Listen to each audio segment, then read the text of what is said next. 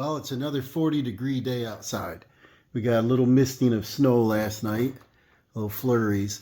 The materials are in here. We got drywall, light. We've got R13 for the walls, insulation. We've got R19 bales of it here, and a couple projects in the way. That's how this goes, you know. You get this cleaned out, you're ready to go, you think, and then something pops up and we're full garage again. So what I want to do, we have to start off with the electric. And I'm sure that the electric in here was not done by a professional. What we have over here is one of the concerns. We've got an outlet on 12.2. I guess, yeah, 12.2. So that should be a 20 amp circuit. 4 outlets. Comes out of there to a short switch. It works. And it turns on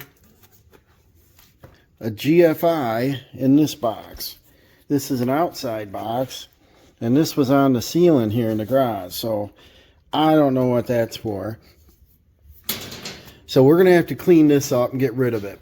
This outlet seems to work okay. I don't really have any issues with it.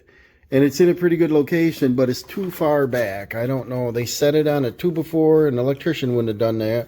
And this is this is a metal box. Indoor electric box, but it's not what I would use. So I'm going to tear this apart. And I'll probably put a single or double box here. I like having 4 outlets. Not that I'm drawing a lot of power, but in this corner, I used to use a battery charger, which takes nothing. And then I'd have a light plugged in and then a portable source of, power for something. So the 4 outlets kind of handy, but we did install one here. And then this works out good for the lift. And then now that we've got the toolboxes moved, we can see what's going on. They had put an outlet there that works. And then we added a double outlet there. And that works good. This is a spot I'm thinking about using a bench. And most power tools have a 6-foot cord. When you install an outlet, you want it approximately every 6 feet of run so that you don't have to use extension cords. Like there's a door. So as long as you're within 6 feet, you're good. Same thing with the next one. So this wall is fine. This is a garage anyway. It's not going to be inspected. The switch over there, I'm not sure about. It's a 3-way wire. I flicked it, does nothing. So I don't know where that goes. We're going to have to figure that out. This wire that's out here needs to be put in conduit. It's just on the surface coming out through the drywall, comes up over into this panel. This panel would be better if it's located possibly over there, but I don't want to put it in the firewall. It'd be fine, but I don't really want to put it in the firewall because I don't want to open the firewall. And if it was over there, then I got to be concerned where the door is. And if I want to come up the stairs, it has to be recessed. I don't want plugs, and I don't want it over there. So back to over here, we got to put it in some kind of conduit. Maybe I can put it in soft conduit, just push it on over and clip it, whatever. So it's a little safer than what it is. And then what I want to do is, I think in this box, I don't remember how many space, 12 space was it? I don't remember. Yeah, we got 4 left here. So we could add a light circuit on that, a complete light circuit. And otherwise, the LEDs that I want to use all have cords on them. I think if I plan out where I want to put them, and they give off quite a bit of light, if I can place one like right here under this little loft, that'll shine down on, say, a bench. And then this portable one has to come down, and I'd like to put one, say, over here or under this part, and then another one over there. So we'll end up with like 3 lights here. I kind of like this one over the window. I'm not sure I like it exactly there, but I want to shine it here because this is the front of the lift. And I want to be able to, like if the hood's open on the car, I'd like as much light in there as possible. I don't want to put a light by the firewood or the, wood stove area, but I think I might want to put one like right here. So that would be an outlet in the ceiling. And we need to get that wire in. We can run right up over top of the beam, over and down to the box. That's pretty easy. I do want lights back here in case the vehicle is backed onto the lift. So I'd like another light right about here shining back towards the front of the garage. So again, I need another outlet over here. I can probably run it on the same run.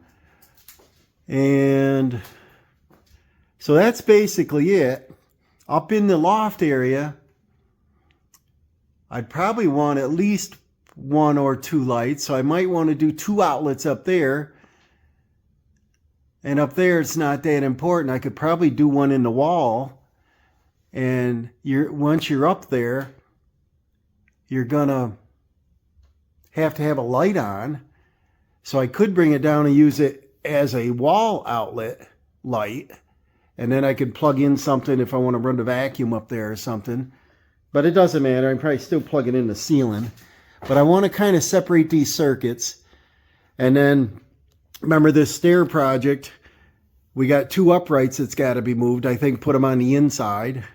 And then this diagonal brace can come out now. And this one probably can stay.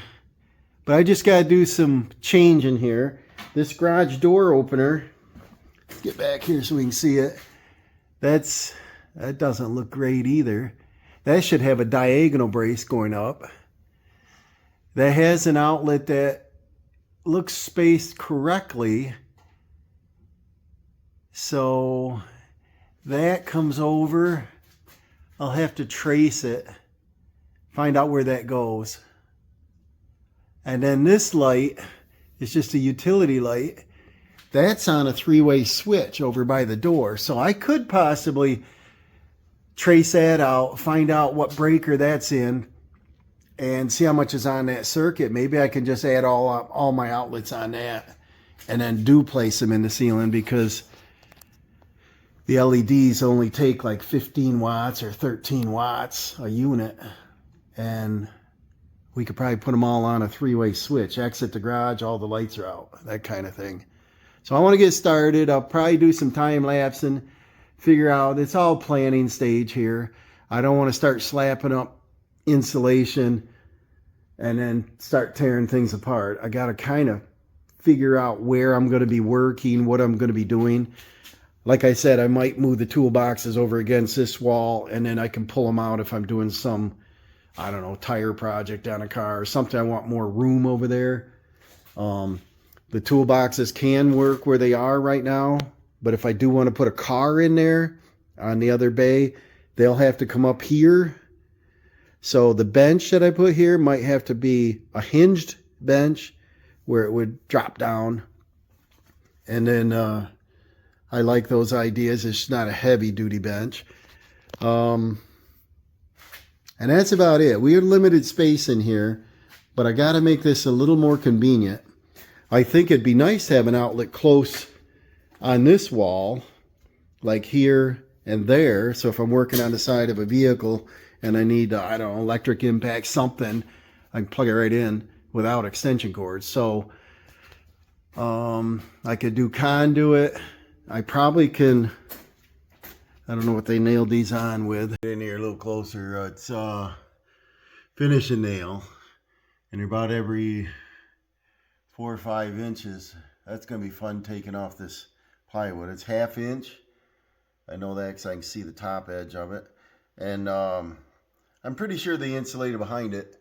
So to get that wires in the wall and do a right job, we want to take and remove the plywood. You fish it up through, you tear that insulation all up. So I'll probably plan on taking that off. which means I may only do one outlet on this wall because this looks like it's going to be a bear. I wish he did screws or something, or a nail with a head on it so I can use a cat's paw. Getting over here a little closer, this panel box only has one 12-2 wire coming out of it, and then it's got a welding lead.